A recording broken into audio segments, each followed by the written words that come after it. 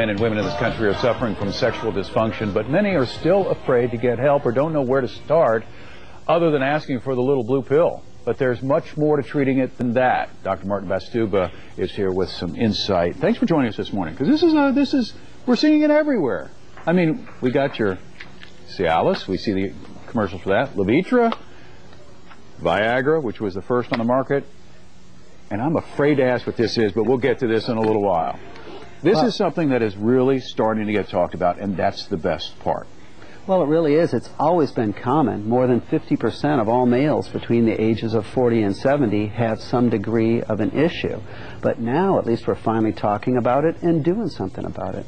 Emotionally as well as physiologically for men and now for women. It used to be that if a woman had some type of sexual dysfunction, they were called frigid, and they just let it go at that. Well, now they're understanding that they have some of the same physical problems as men, right? Well, we're sort of catching up to where we were with males maybe 10, 20 years ago, where we're realizing it's not just in your head. There are physical problems that we can do something about, and it's really exciting, I think, for females right now that we're seeing a lot of the male commercials, but there will be a new age in the not-too-distant future where also females will have some of the same treatments, some of the same options. Does Viagra work in the same way for blood flow for women that it does for men, or do they take a different treatment? Well, it definitely can increase pelvic blood flow, and in the correct type of patient, it can be a real help. The problem initially was we didn't know how to identify those females. But again, technology's catching up, and now we're starting to identify those females that may be helped by that. You know, we may well be seeing a pink Viagra in the not-too-distant future, specially designed for females. What is this? Well, that is a kind of a neat device. It is the first FDA-approved device for female sexual dysfunction.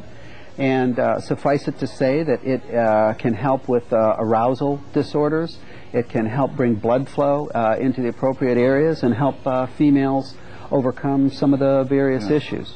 And you know, the interesting thing, you know, most of the time it was written off in the past about, you know, most of it was psychological, but don't they all play against each other? I mean, if a guy is stressed out or a woman is stressed out and then they're having sexual dysfunction, doesn't that just compound the problem?